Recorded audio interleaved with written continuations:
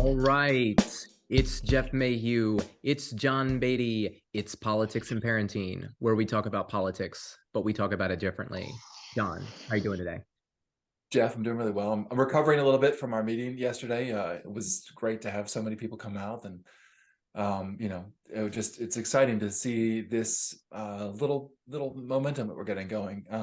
It reminds me of yeast, especially sourdough. And my son is doing this science project with my father-in-law, where they did a control where there's nothing in a jar of water, and then they did a experiment where they put a piece of grass in a jar of water, and then they see what kind of like organisms grow. And so my father-in-law is a pathologist, and so he showed me the slides and stuff, and he's like, "Oh, this is the yeast right here." And all I could think of was like, "Oh, it's like yeast, like sourdough. Like you get an idea going, and then you try to mix it with flour, and then you share your sourdough starter and stuff." And so one of the great things about our meeting yesterday was that we're actually trying to share it with other candidates, and we had one candidate come yesterday, a Mr. Ruffolo, if that's correctly.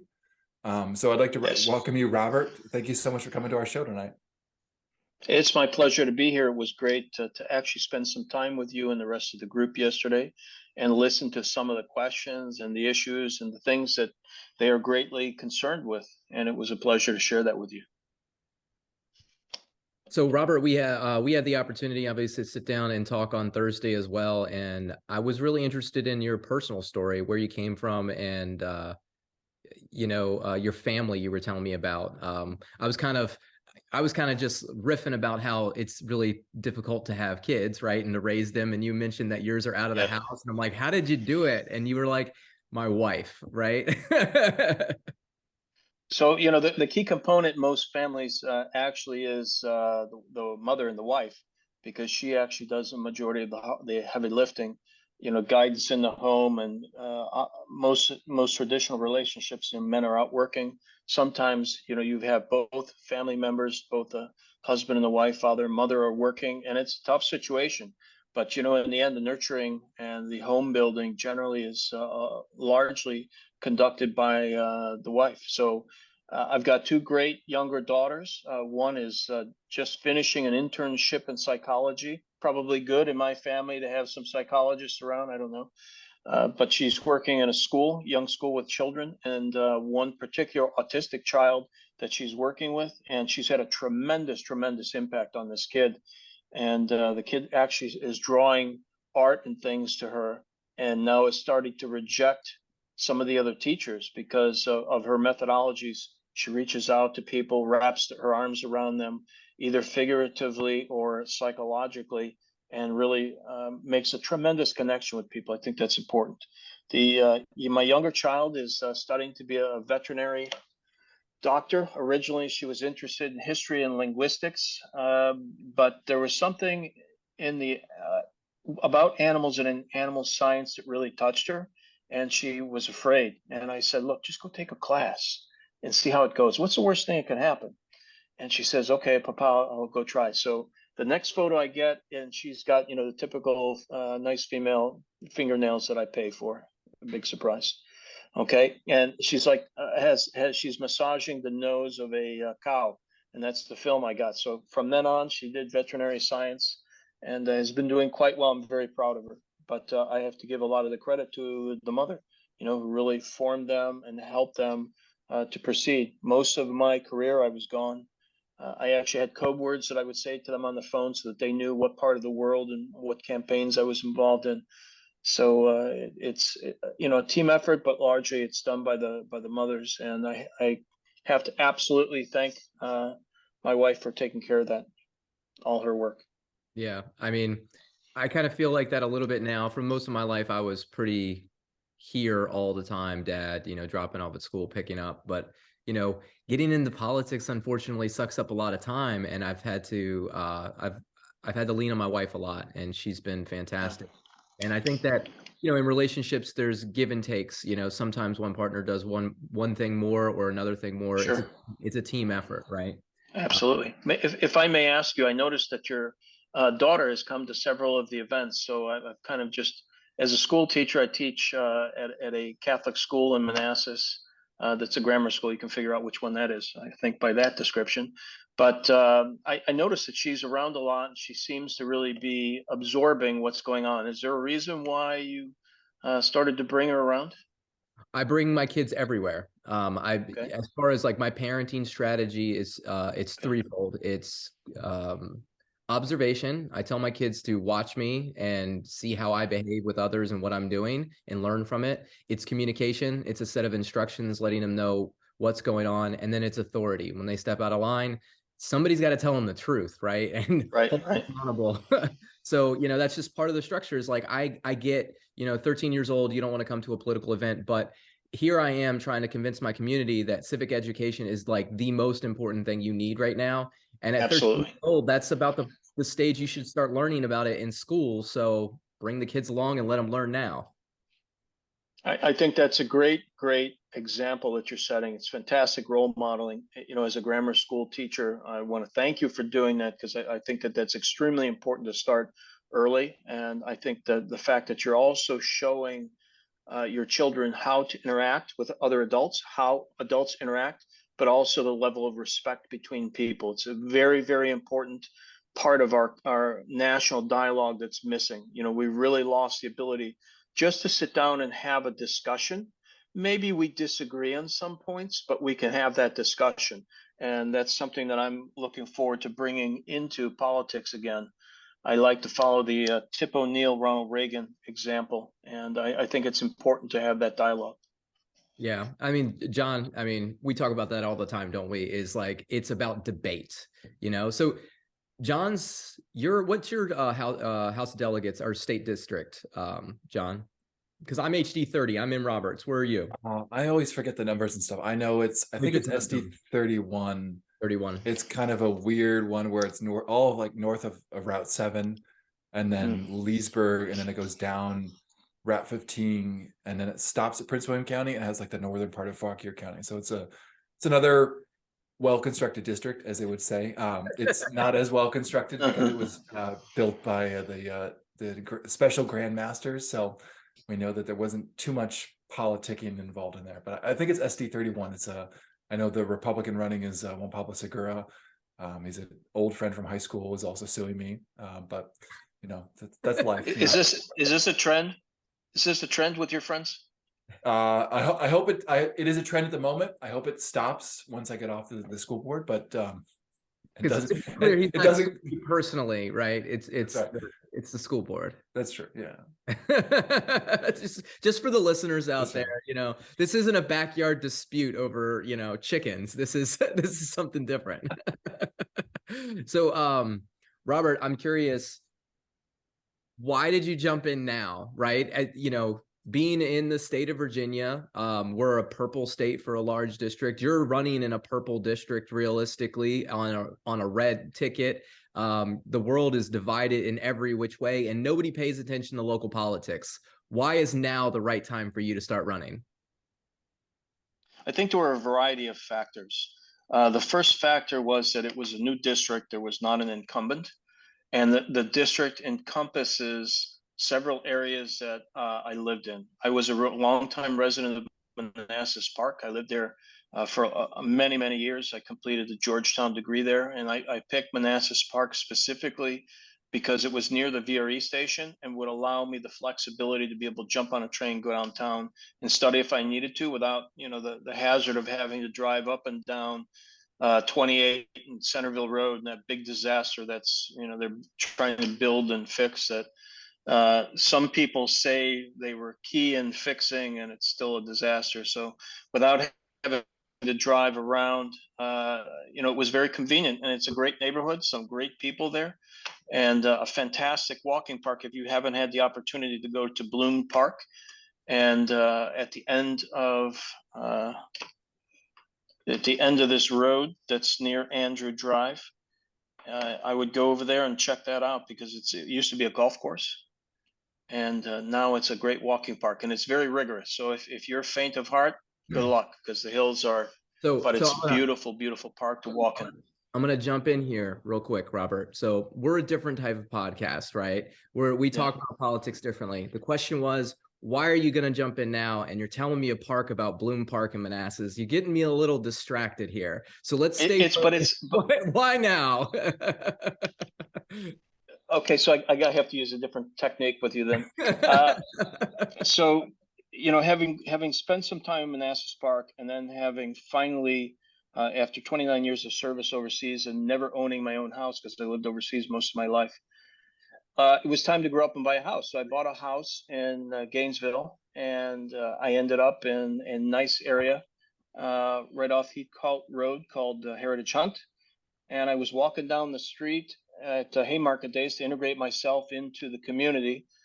And I was really taken back by two groups of people. There was a person sitting in a blue tent by themselves, and no one was really speaking to them. And then in the red tent, there was 4 or 5 people that were 70 plus years old, cracking jokes, taking selfies of each other.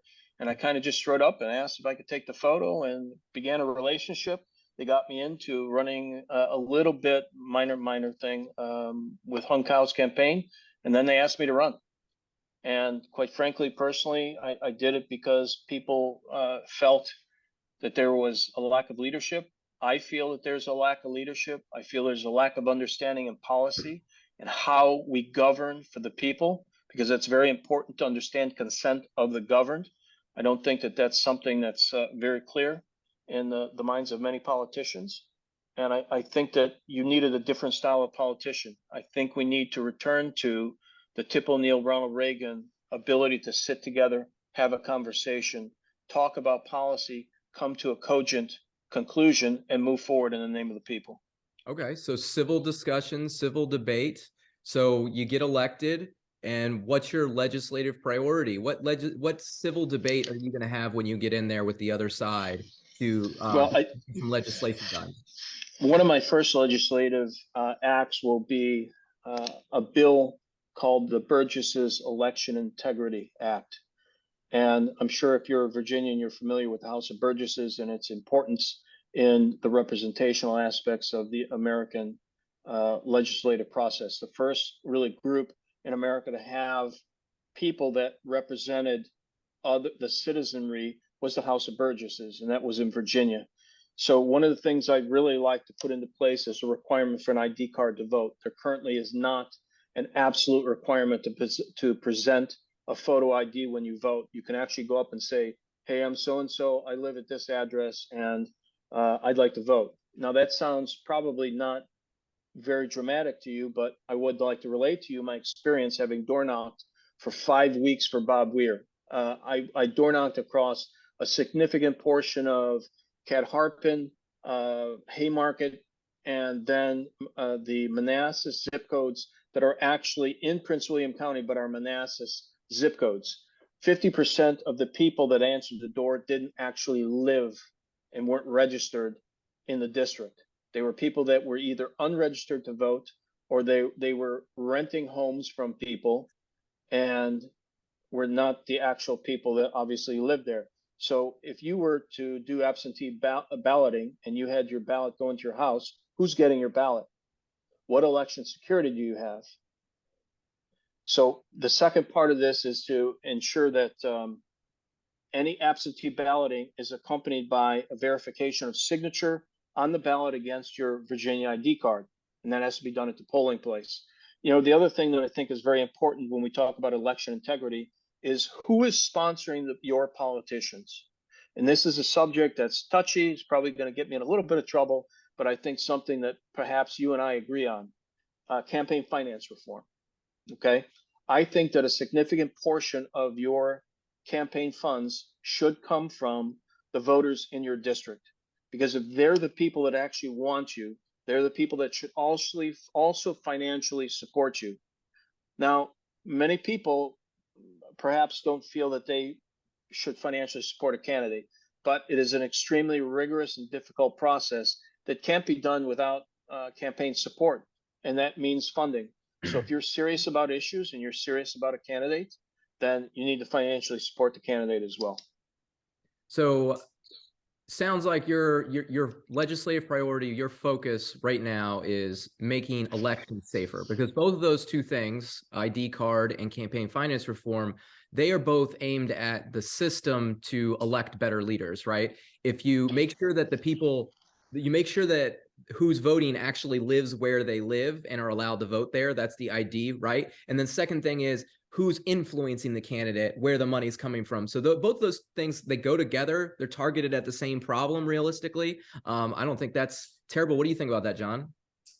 I think it's good. I guess one question I would push back on in terms of the fact that, you know, people are transit and stuff, like, is it unfair that someone who just moves into the area is now, you know, it's has a 3-year lease or something, and they don't have a chance to vote for their representative because maybe they missed the deadline for signing up to get their voter registration card, and now they don't have a voice as a representative, even though you know, under the current system they could show up to the polls and they could sign a card and say, yes, I do live at this place and I'm a person. Like, you know, isn't it a little unfair that perhaps that they wouldn't get a chance to say who the representative is going to be in Richmond?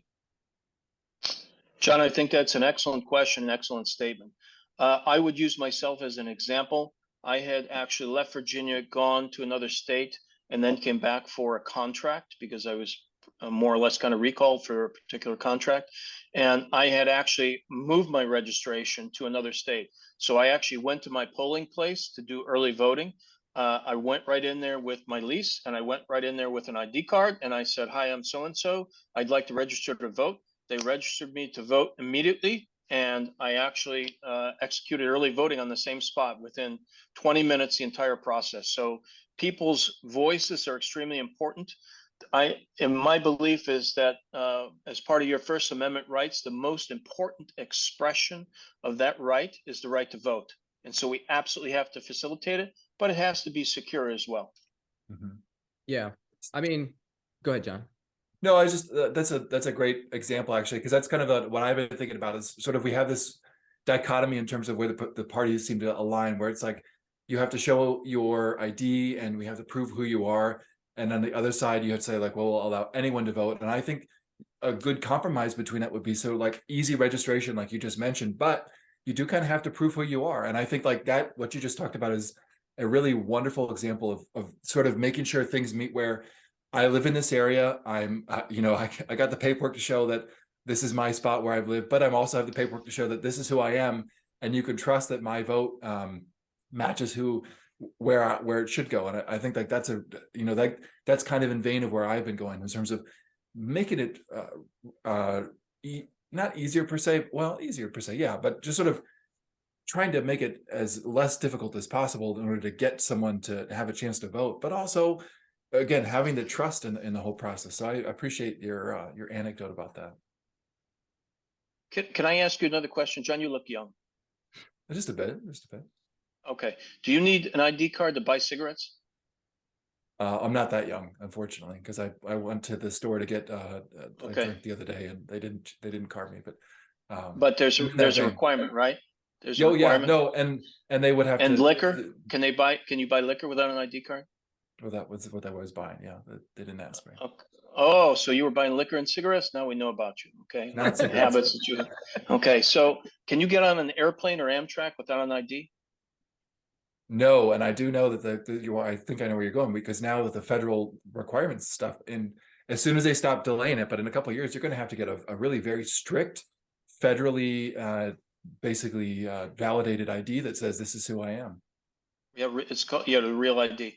Can you buy a weapon without an ID? From what I've heard in the ads, all you got to do is go to a gun show. Yeah, but you have to.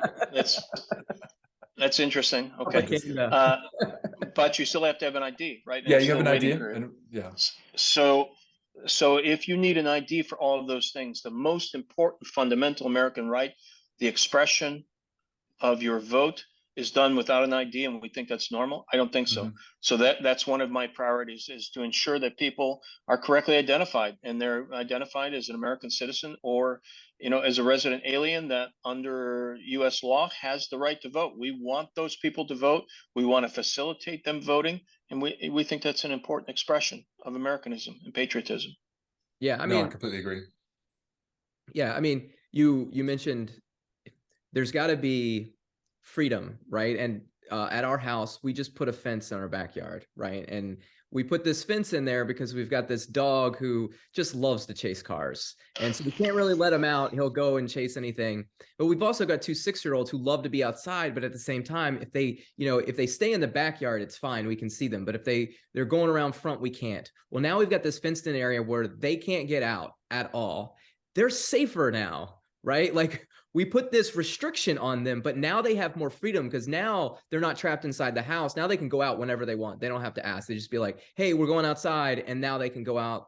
And so they have a little bit more freedom with this little bit of restriction. I think that's what the ID law would do, Sure. right? Is get Yes. the and then you can kind of clean up the process, clean up the voter rolls, get all this stuff, maybe Right. streamline it. I think if you're an individual citizen, your concern here would be, is the government collecting data on who I vote for, or how are they doing that if they have all this information on me? That would be a concern. And that's certainly something that needs to be thought about when writing the legislation and the policy for that. So, and not to say that any one party would end up wanting to do this at the beginning, but once somebody finds a treasure trove of data and they were like, hey, this will help me get elected, let me use this, that's how the system works sometimes. So again, good idea. We definitely need a little fenced in area for our elections. So a little bit of safety creates a little bit of freedom. Yeah, I agree.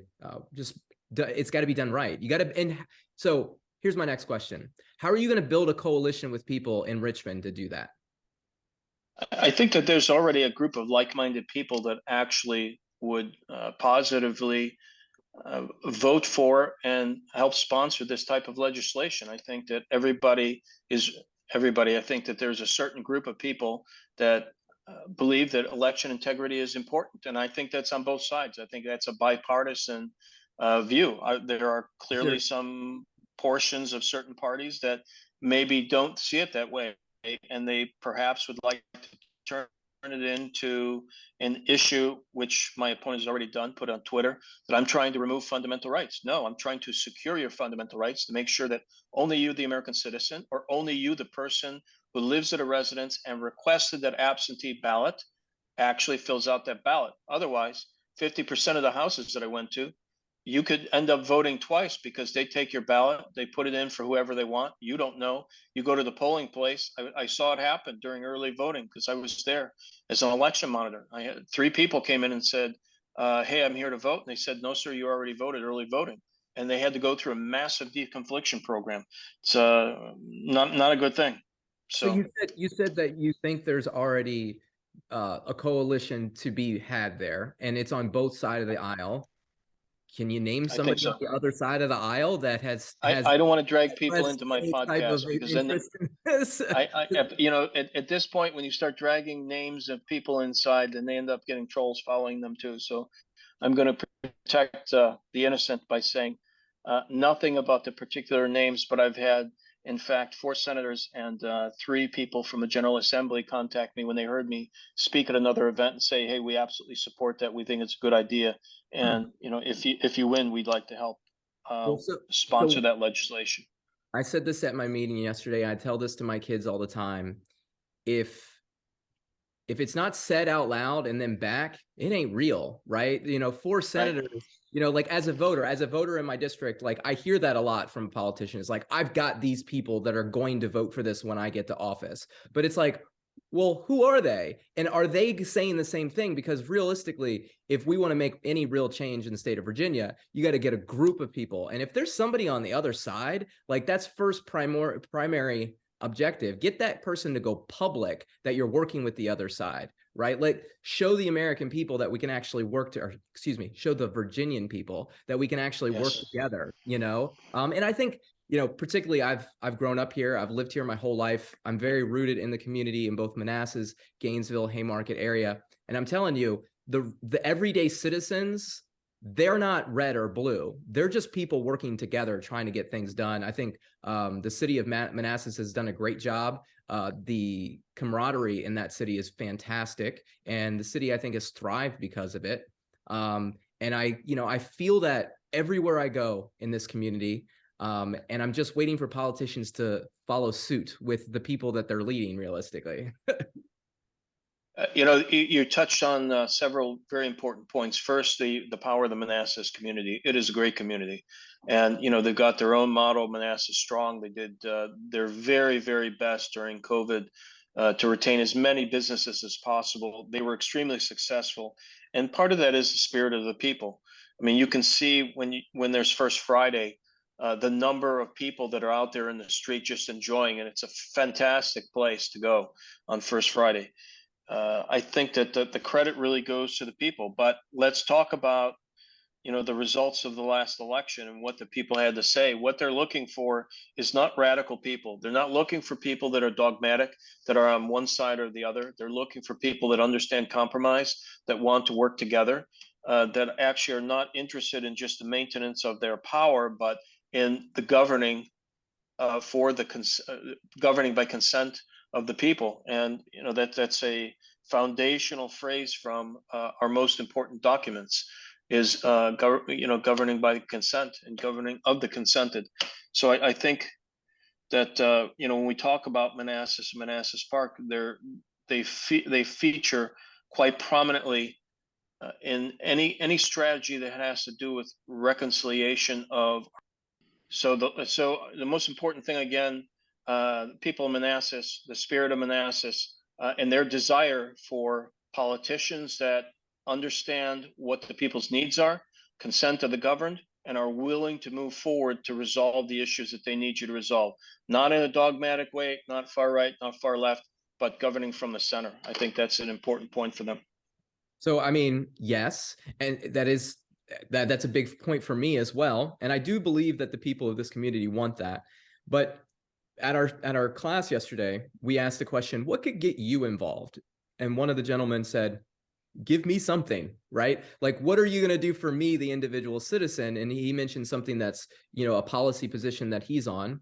Well, locally, we have a lot of local issues that are very hot topic, and I'm going to just roll through them, and I'm going to let you, give me a little feedback. Okay. So Sure. the big issue where we live, education, data centers, Yep. taxes. As a small business owner, we don't have enough real estate to expand businesses. There's not enough places to go. I think there's a housing shortage realistically as well. What can you do, or what is your focus in the state Senate to, those are the things when I go to, political rallies, this is what citizens are talking about. What are you telling them back? So you want to start with everyone's favorite subject, data centers? Yeah, we might as well. Okay, let's get that out of the way. So jump in here because you've got some experience out there in Loudoun County. they've got an entire row of data centers that fills a highway zone. It was shocking for me to drive down that Loudoun County Parkway and see all the data centers, see all of the industrialization that's happened, to look at the number of diesel generators that are everywhere. Was for me very shocking to see. I think that there's going to be evolution regardless of what we want personally, but that has to be done in a planned way. There has to be a data center overlay. You fill that overlay, and then before it's decided by people that are supposed to be our representative governors, in this case, Board of County Supervisors, there should be a public referendum, and they should say, look, we filled the data center overlay, and we're interested in increasing business opportunities, and we'd like to create another overlay. It shouldn't be piecemeal. It shouldn't be done as it's being done now.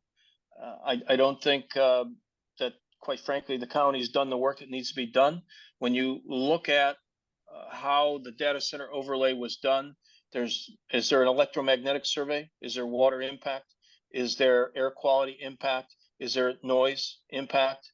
I don't think any of those things were considered. I've asked repeatedly, if those surveys have been done. No one can show me a survey. None of the other people that are involved in any of the data center business have seen any type of environmental survey that talks about safety and security for our families and our futures. So I think that the way the data center business has been done is wholly wrong, in my view. and So not in favor of the citizens. I went to a town hall with Bob Weir, who's our Board of County Supervisors where I live, Yes. and we talked about, and they had another gentleman there talking as well about how they've got a lot of soot in the reservoir in Aquaqua. Yes. Now, Yep. we don't Heavy own metals. that. Prince William County doesn't own that. Fairfax County, I believe, is the one that, or yeah, Fairfax County, I believe, owns that. We get our water from there.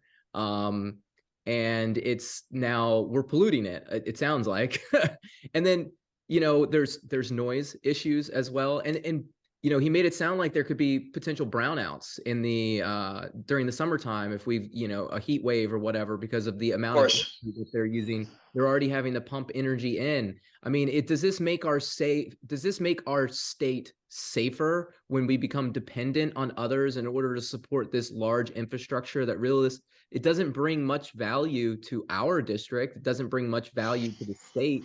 Jeff, Most Jeff, people it brings a tremendous amount of value. Like this is where like the communication aspect comes in. We talk about like, oh, data centers, they take up space and they look like an eyesore. They lower your property taxes by a third at the very least in the current iteration. And this is the problem here, because we've kind of going back to what Robert was saying about how the Board of Supervisors are responsible for this. Like all this is local tax dollars that come into it. And you just mentioned, Jeff, the fact that taxes are a problem for your business. Your taxes as a business are going to be lower because you've got some other business that the Board of Supervisors is able to milk as much as they can in order to bring revenue into there. And because those tend to be big corporations that have a lot of smart people working on them in terms of how to work the tax liabilities and stuff. They've now realized that they don't have to buy a new servers every 3 years, which is what the Board of Supervisors thinks they're going to do. They can stretch that out to 4, 5, 6 years, and that actually lowers even the more tax increase. Yeah, it even more lowers the amount of it that's coming in. Change the chip. If you change the chip, you're not changing the rack. You change the chip. There's no change in the peripheral tax, so you're on an ever declining scale of taxation. So this big windfall of taxes that they believe the government people believe they were going to receive is not going to happen. Well, it wasn't a very I would say a cooperative agreement. It was sort of like, we realize people want to come in and it's close to the fiber, it's close to other data centers, and there's sort of internal technical reasons why it's nice to be close to other data centers. And so they're just the idea was, well, we could just milk the rich that are coming in. And this is a perfect example where like just taxing people just for the sake of tax them. Eventually they find out the loopholes and they figure out ways to lower the money. So going back to the communication aspect, it was communicated as this is going to save your property taxes by a third, if not more. And now we're starting to see the problems around it, where if you were to kick all the data centers out, A, your taxes are going to go up. So that's a disadvantage. B, will maybe it'll fix the pollution, but those heavy metals are already there, so it might be too late. But like there's a lot of, I'd say there's a lot more nuance going into just saying, let's figure out the data centers. Yeah, well, I mean, in Prince William County, they have a lot more data centers to build yet, and we've already having these problems, and our taxes aren't really going down at all. So my property taxes went up. I don't know, Jeff. What about you? I'd have to go look to be sure, but I think we were pretty balanced this year. But mine went up in Loudoun County, but I think it's not per se that your taxes go down. It's the fact that your taxes stay the same, and then the government services go up not in a commensurate level. So something is filling that gap right there and filling that void. I don't want more government services. Okay, I'm just saying. Government services. Robert, do you want more government services? Maybe I would like to bring to you efficient government services. All right, services that actually function, so you get your money's worth. You pay taxes. There's supposed to be a promise of effective government, and what I'd like to do is bring effective government to you. Just you. Just me. Okay, yeah. I mean, that's how the government talks to like Bezos. It's like, we're going to bring effective government to you, Bezos. Everybody else, they have to pay for it. Well, I mean, and part of that is all this infrastructure to support the data centers. Do you think that the data center themselves are paying for the substations, for the extra water purification has to happen, the pumping stations, and it's actually not purifying the water. It's actually making it worse. I think we skipped around a little bit the Occoquan watershed and what's happening, and as you shrink the amount of forested land that's on each side of an example of Cat Harpin Creek, the river itself, it cannot purify the water. So what's being dumped in right now into the watershed at the end into the Chesapeake Bay is heavy metals. So we received a briefing on this where they actually showed us the level of heavy metals, and it's increasing and increasing and increasing as you shrink the amount of land, because you're building all the data centers on either side, because it also happens to be near where all the electrical substations and current lines are. That's only going to make it worse. And so in the end, what are you going to end up with? You're going to end up with an area that has additional pollution because of the data centers. Yeah, that's How are they cleaning the water that comes in and out of the data centers? I don't know, but I hope you find out when you get to the state. So the briefing that you were mentioning, if you have that somewhere, if you want to share with us, so we can share with our listeners Okay. as well, I'll because see what I can. that's I'll see where I can find it. Yeah, um, absolutely. just put it out there. So we talked about this. Like, what is you as a state senator? You got a lot of people coming to you talking about data centers. Like, what can you do about it? Is there anything you can do about it? Is it out of your hands? Is it in another's jurisdictions? Tell us, the citizens of the district, like, what's your plan for this? Well, the primary mechanism that we have is legislation. So there's two things that I think are possible to do. First is to put legislation in place that bans data centers from, let's pick a distance, 1 mile from the Manassas National Battlefield, 1 mile from any schools or any kind of residential areas, because there is, I believe, a hum that comes out of all the data centers. Now, if you park your car over on 234, there's a bunch of data centers and there's some housing that's next to it, and there's some noise that comes out of it. Any electrical substation produces noise, so there is an accumulation of noise that occurs from a substation, from water pumping, from a data center itself. They're wanting to tell us there's not going to be any noise. Well, as a military commander, one of my responsibilities was to set up bare base operations in the desert, and we used diesel generators. They pollute, they're noisy, and there's no way that there's not going to be a cumulative assembly of noise that's going to occur from these facilities. So that's a serious problem for the citizens. You're echoing kind of the same philosophy. So Ian Lovejoy, who's running in the House of Delegates, who is in your district, like it's encompassed inside your district. Sure. He has mentioned this. I've been to a few of his events, and he talks about battling the data centers through legislation of noise ordinance, essentially. And I believe he actually lives near one, and he talked about you can hear it at night, you can see it glow at night. Yes. It's noise and light pollution, but there's a lot of different factors in there as far as with legislation, and legislating something out because of noise can be really difficult because there's unintended consequences for that. I think it needs to be targeted very specifically at the data center if that's the objective. And if really that's the objective, isn't there another type of legislation that can just be like, hey, maybe we weren't consulted as people about this, and maybe we just like take a pause for a minute and like reevaluate the whole situation before you put a whole bunch of concrete blocks in our community that are going to be obsolete in 10 years from pretty much anyone that I talk to in IT. Right. That right. Like, they're all like, these things aren't going to be around in 10 years. And then what do you do with what are you going to do as a community?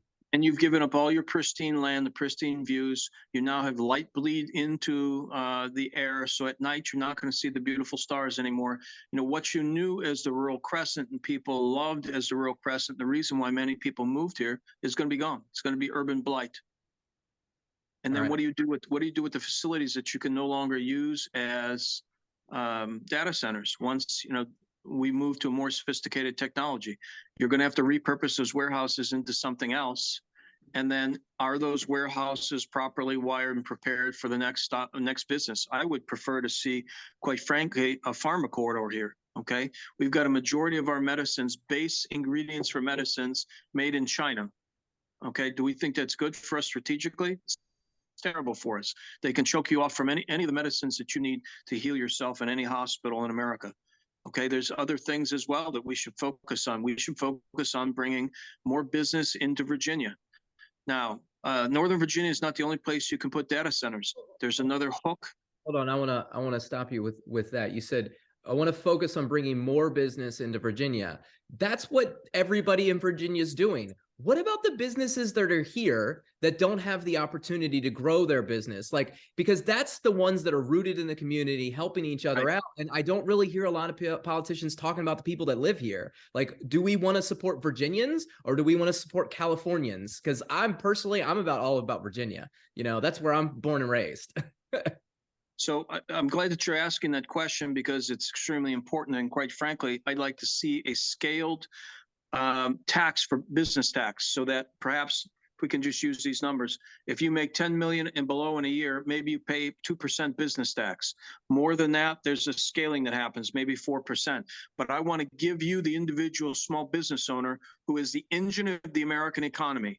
I need to repeat that. Small businesses, we found out during COVID, small businesses are the engine of the American economy. We have to incentivize small business, and we do that by giving you a reduced tax base that allows you as a business to reinvest in your business. I happened to be at the Ben Lomond Historic Day yesterday, and there was a young lady there who's just started a new shearing farm. Okay, so she's got sheep, she bought sheep. And I asked her, I said, well, if you had the opportunity to spend more money or if you had more cash, what would you do with it? And she said to me, I invested in my business. So I said, more machines? She goes, yes, more machines, more sheep, more people to help me in the shearing business. I guess so they shear the wool and then create clothing and blankets and other things from it as well, right? As well as dairy products and agricultural products.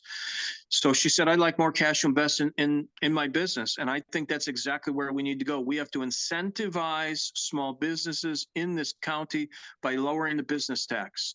The other thing I don't understand is why we're constantly paying tax on cars. You know, you paid the tax when you bought the car the first time.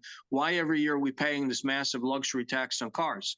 I'd rather put more money in your pocket and let you decide how to spend it, not to let the Board of County Supervisors decide how to spend it, who gave you this wonderful feature called data centers. Well, so Gilmore tried this back in the mid 90s. It didn't work so well for him. It's a funny story about that. So in the mid 90s, my dad started this Halloween tradition at our house. I think, John, you came to the last one, right? So that Halloween, we started, and you remember the tractor that my dad had there? So he had built boards, and he painted it, he cut windows into it, and it was made like a haunted house that was on fire that we drove through. And he put tombstones on there. And in 1994, he put car tax, died. I think it was 1995. And like 4 years later, my dad is redoing this and he's painting over that. And I go, Dad, what does that mean? He goes, something stupid I believed in. I thought the government was actually going to get rid of a tax.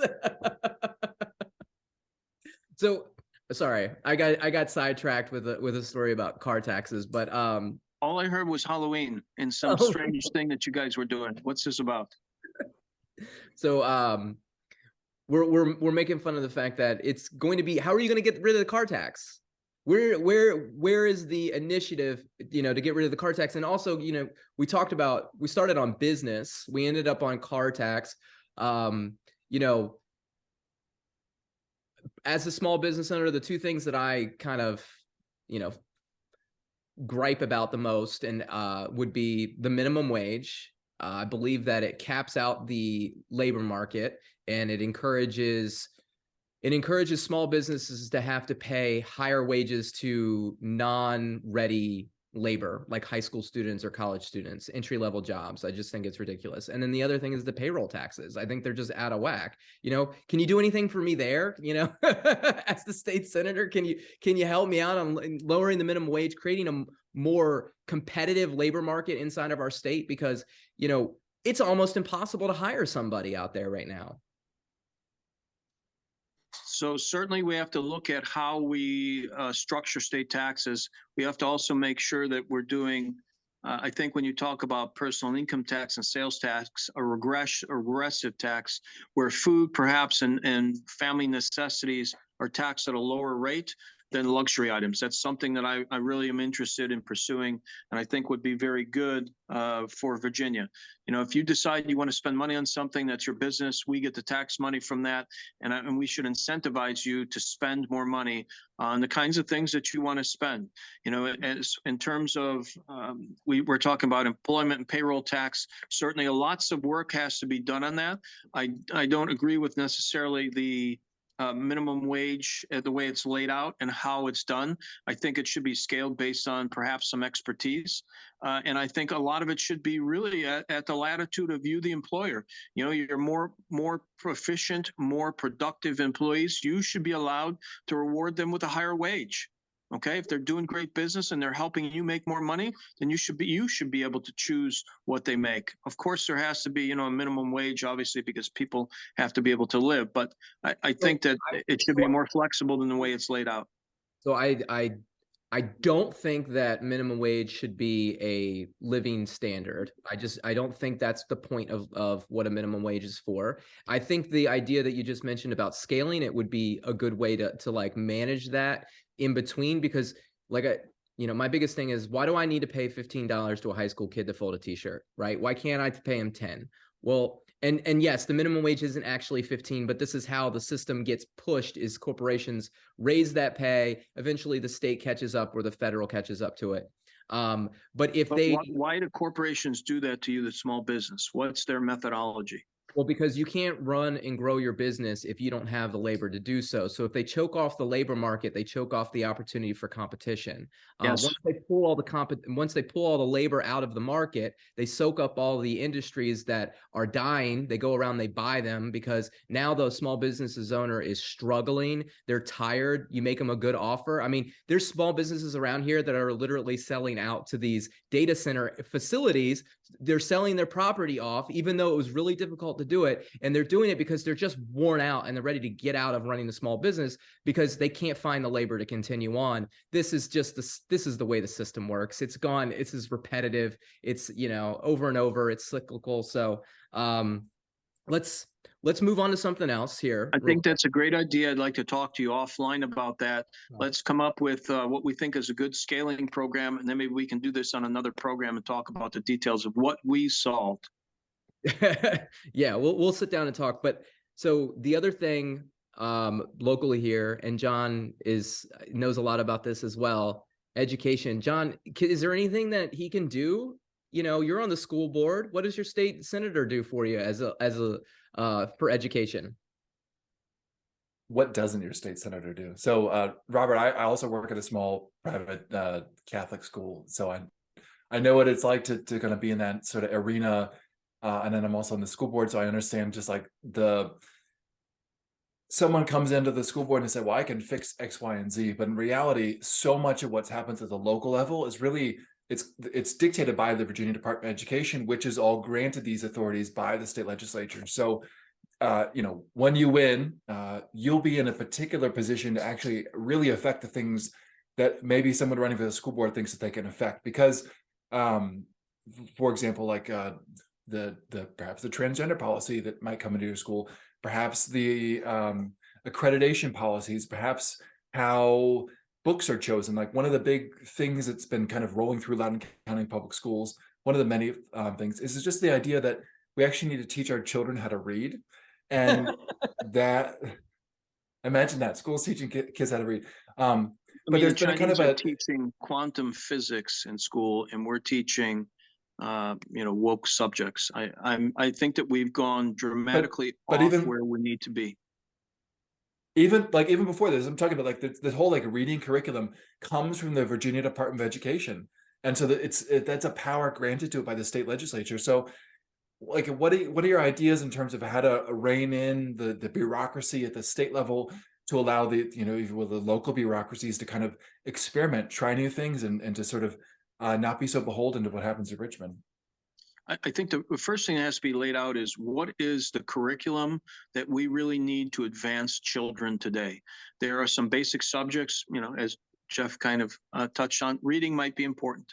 So being able to read, obviously mathematics, advanced mathematics, but I also think that some of the after school programs, there's a $3 billion tax surplus in Richmond. And what I'd like to do and when you elect me is to take a portion of that and put it into academic and scholastic programs. I think after school programs where you focus perhaps on some of the students' interests, whether it be sciences, STEM perhaps, how about art?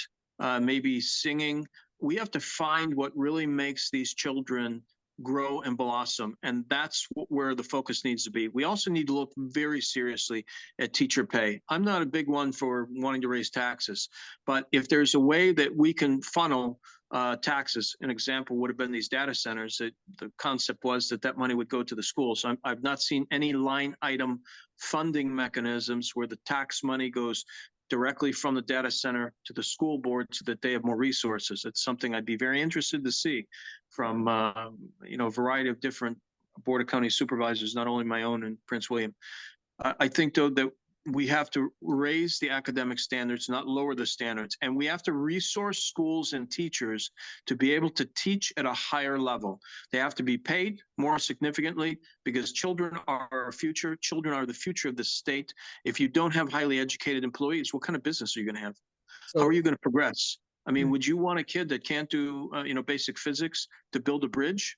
Well, I mean, I don't think that a kid needs to do basic physics. I think a kid needs to learn to read and write. And I've interviewed hundreds and hundreds of teachers and principals in this district. And the first thing that they talk about is class size. It's too big. The second thing they talk about is the subject matter. The curriculum is overloaded. There's too many things on these kids' plate. They need to pare it back. Because you can't learn physics if you haven't learned how to read first, right? And they're zigzagging these kids all across the curriculum at a young level, and they're overloaded, and they're never given the time to actually learn the basics of what they need. And then the next thing they need, so it was, hold on, I got this, I just did this the other day. The classroom size, reading and writing, and then the other thing is accountability. They need to be able to have some power to like enforce this stuff with the students and the parents. Because right now, if a kid misbehaves or he can't get the grade, the parent can kind of complain and move through the bureaucracy and get their kid to get that, retake that test or to avoid any serious, punishment, because my kid could never do that. You must have the wrong kid. And the thing that I hear from teachers a lot is, the kids are misbehaving and we have no power. Like, we're expected to basically pick up the parenting load, and they don't want us to have any type of authority over their children at all. Okay, so as we talk about the curriculum, what can we influence at the state level vice something that's a county level issue? So at state level, this is why I said that we need to have more after school programs, because let's face it, majority of parents are dual working parent families. Okay, so there's no one. If the teachers are complaining about being overworked because there's too many kids in their classrooms, and you haven't solved that issue yet, you're going to add work to the teachers' plates by having more after school things when you already don't have volunteers, you're already understaffed, there's teachers already leaving. I don't see how this solves the problem.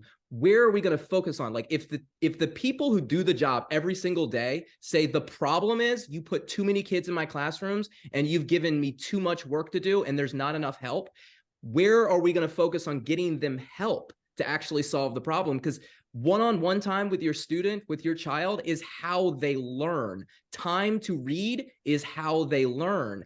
An extra, an extra standard, another test, or an after school activity doesn't solve anything. Are the best people staying and teaching? No. Okay. No, they're upset with it. They get their 5% raise, which is good, and like that's a lot of money that you're putting into the school system. Adds a couple $100 million to every local budget, especially if you're bigger. How many teachers have we had quit this year? I don't know the number off the top of my head, but a lot. It's one of those like anecdotal. It's one of those anecdotal things where you talk to teachers, they're leaving. This is the problem though. Like So you will the find only people way to that come in. reduce it, you either have to change the budget to authorize more teachers, which means more funds to the school systems, or what you have to do is create an alternative school system. So this is where you get into school choice. So some parents want kids to go to a different school.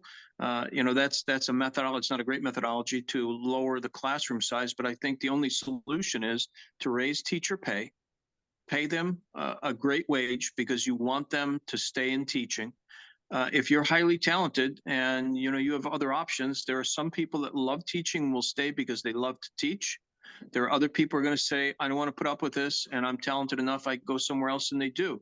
So just like we talked a little bit about minimum wage, you've got to pay teachers, I think, a significant wage for the task that they're taking on, which is educating the future of our country. First thing, I think that additional facilities, as you indicated, classrooms are packed full of kids. I think you need better facilities, and that means more funding from Richmond. Okay, But I mean, I think there are more creative ways to get around that. I mean, right now, okay, I'm interested to hear your ideas. Robert, I'll give you one number. All you got to do, Please. you got to change the state staffing standards. This is what the bureaucracy throws at you during the school board budget meeting. They say we are so much better than the state staffing standard because the state staffing standard is X number of students per teacher, and we are, if, for example, say that's 28 or something for whatever kind of class or whatever record, and we're at 26. I bet if you were to change that, instead of giving a teacher raise, if you said we're gonna change it to like 20 students per teacher, like that would be the quality of life difference. And so that even if you weren't getting a pay raise, you were getting a better job because you had more time to breathe. I've talked to special education teachers where they're just that, they've got like 10 kids or something they got to manage, 10 special education students, but so much of their work is not really dealing with the student per se, not being able to influence their lives. Like you're talking with your daughter, it's about filling out paperwork. It's about, I got to check the box because when the parent says I didn't do X, Y, or Z, I've got it written down that I did X, Y, and Z. And like, that's a corrosive environment. That's an adversarial relationship when really it should be, we're all working together for the child. Like, I think that would be the biggest difference right there. If you said, I'm going to fix the state staffing standards and I'm going to dramatically lower that, where we're actually going to the state is going to mandate fewer students per classroom, that you'll find more teachers perhaps, because it'll be a better job. And then the teacher, one of the big complaints with teachers and the need for unionization that they argue is that we don't have enough time to prep.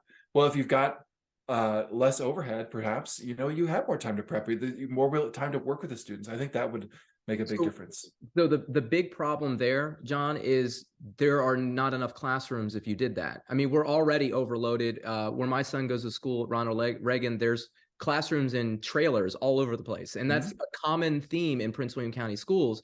So my solution is you change the schedule, right? So instead of kids going in the traditional schedule now, you do a 4 quarters and you split the student body of like a school like Ronald Reagan in half.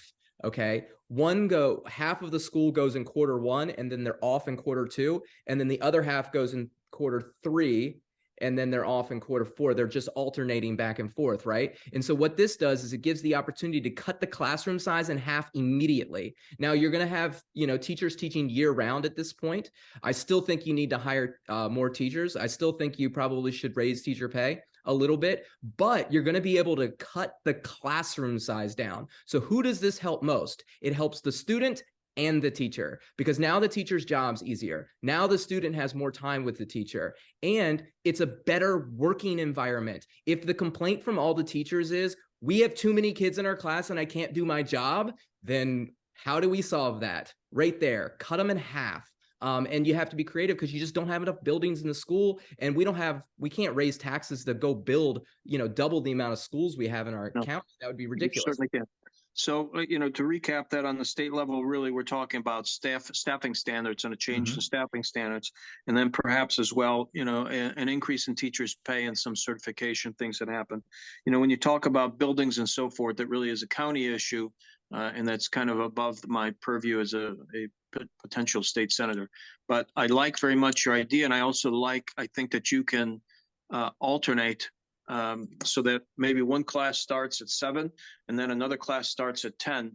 You can also alternate the time of the year when the students start, right? So maybe some start at a certain month and they finish maybe a little bit later, and that might also give you some breathing room in terms of the space required to teach them, right? Yeah, But well, again, that's that's a the goal. local issue that the county school board gentlemen like John will have to. Well, no, this is why I push back. Like a lot of this is it's a state driven thing, not necessarily from the legislature, but it's sort of the thing the legislature actually has a lot of control over. So I would bet someone somewhere will say, well, we can't actually do staggered terms because the legislature hasn't allowed us. So that's where the legislature actually has a lot of authority and power in terms of directing what the governor can do, and then what that trickles down into local school boards. No, that's fantastic, and I appreciate that information. Mhm. I wrote it down so that now you're part of my new educational platform. Congratulations. Thank you. Well, I So hope that's the Madisonian Republicans. We teach and we lead and all that. it's just to be clear, this is just an idea off the top of my, like I've been fiddling with for the last week. It's, you got to iron these things out before we bring them to the legislature. But yeah, I mean, look, creative solutions to problems is what government or small businesses is all about, right? Like you have to be able to do that because you're spending other people's money. So you want to spend as little of it as possible, and you want to be able to provide the services that you've promised. I would argue that the education system in Virginia is not providing the services promised. When you have 27 to 32 kids in a classroom and your teachers are telling you help, and they're telling you with their words and they're telling you with their actions because they're leaving in droves, then you have to act and do something. And I think this is kind of the direction we need to go. I think it's a great direction, and I want to add a small snippet to that. So, when I was formulating my policy on education, I spoke with a lot of teachers that are in the Manassas area. And one of the things that they told me is they're having a tremendous amount of difficulty motivating students to stay engaged in school. That they're in fact, they're telling the teachers, look, I can go work for my uncle, make an X amount of dollars a day, and I don't need an education to do that. I can just go work for him, right? So they're not seeing the benefit in education, and the parents aren't incentivizing the children, saying, look, I want something better for you than what I had. I want you to be able to have a better job. And it's a very difficult situation, I think, for a lot of teachers. I mean, how do you fight, a kid who's 15 telling you, well, yeah, I'm not coming to school today because I'm going to go work for my uncle in the automotive yard. I'm going to make, $110 today. It's tough. All right. So we got to wrap here, kind of rolling towards the end. I want to ask a question here from one of our Madisonian friends, Phil. He sent in a list of questions. I kind of got one earlier, but let's see which one here. Do you think gun control laws are enforceable in Virginia, including concealed carry licenses, given the Constitution of Virginia expressly states in Article 1, Section 3, the right of the people to keep and bear arms shall not be infringed? Okay, so when you say enforced, what does it really mean? Well, it's not my question, but my guess is he's thinking of a federal law that would supersede the state law. And would that be able? He's probably looking at grounds for nullification. If I know Phil. Sure. So if we know Phil. So I'm a constitutional carry guy. I think that the Constitution already lays out what your rights are in terms of carry. I think though that you do have to have some security in there, because you don't give a person a car and say go drive the car down the street without training, right? No. Yeah. Okay. So do you let a person go conduct surgery without going to medical school? So I mean, only on a battlefield. So, only on the battlefield. Okay. I think that now this is how do you look at the Second Amendment? You didn't let me finish. Let me finish what I have to say here. Go ahead. Go ahead. So I think that there has to be some safety training that goes with this. I think that you do have to have a waiting period for purchasing weapons, because that does help eliminate a portion of the people that perhaps may be purchasing weapons because they're angry about something. Okay. I'm not a big one for permits because I'm not sure that they actually achieve the goals they're meant to achieve, because I guess I would ask you, does a felon have a permit when they commit a crime with a weapon? I doubt it. Okay. So, and who are you really punishing by making people have permits. You're punishing the law-abiding citizens who already have a constitutional right to keep and bear arms, right? Red flag laws. I don't like the red flag laws the way they're currently written, because I think that they can be abused. And I think, if your neighbor doesn't like you and knows that you have guns, they can just call and complain and say, oh, I saw so-and-so doing X or Y. So I don't like the way they're written. I'm not in favor of them. Okay. All right. Well, so we're gonna have to come back to this because I have some follow-ups. We're kind of short on time for the night. Robert, it has been fantastic. I really appreciate you joining us. John and I are going to try to get as many candidates on the show as possible. Next week we have Eddie Garcia, who's running for U.S. State Senate. So a lot of federal questions next week. I'll leave you with two things. One, I want to know, or let the people know where they can find you, right? So they can come out and either volunteer or talk to you, give them, what's important to them. And then two, is there a question you'd like to ask Eddie Garcia? Go ahead. So first, to all the viewers, www.voteruffulo.com. You'll find a variety of my policies, as well as some other photos and details about me. And of course, the most important thing, which is a donate now button. It's always important to have funding to write the campaign. And I think for Mr. Garcia, I would like to know, what is his real vision to enhance small business in Virginia? And if we define small business in accordance with the SBA, that means everything from a mom and pop shop up to the Lakers, because that's how the SBA, kind of termed that during the last PPP crisis. But I'm really interested in, what is he going to do and how is he going to help me as the next state senator lower business taxes, incentivize small business under $10 million and under, and how he's going to help us bring medium businesses, especially manufacturing, at the $500 million level all the way down to 10 million. I bet he's going to be very excited to talk about that, because I've seen a few videos. I'm going to guess not. I've already seen some videos out there. He is actually talking about the manufacturing and jobs and stuff. So we'll see what he thinks about that. John, would you want to leave the people with anything? Talk a little bit about the meeting before we got to go. It was one of our best meetings ever in terms of the turnout and stuff. So I'd like to thank everyone who came out. I'm grateful that, again, you give us a Saturday afternoon talking about, it's a sacrifice. Sometimes you got to bring your kids, and sometimes you got to leave your family at home because they're not able to make it. So I'm so grateful for everyone to show out. Thank you to Giuseppe's for hosting us. And May 20th, we're trying to figure out exactly where, but it's going to be a sort of a quasi campaign event where we get to talk to people and have fun. Yeah, it's going to be a good time. A little bit more normal. Like I mentioned, I'll try to bring some food out. It's just be a little bit of a party, like a traditional politics event nowadays, just to get the name out. So, thank you to Robert for being on the show. Thank you for coming to the meeting yesterday. John, as always, thank you for helping me get through those things. They're just torture on the mind and soul. But like you said, it was a great meeting. We had a great turnout. Very grateful for everybody to come out. I do very much I'm blown away at the support sometimes. I know it can be difficult. Like you said, you got baseball games and soccer matches and everything. And to give me 2 hours on your Saturday, I appreciate it. So that's it for our show this week. Tune in next week. We're going to have Eddie Garcia on, running for U.S. Senate. And as always, peace and love.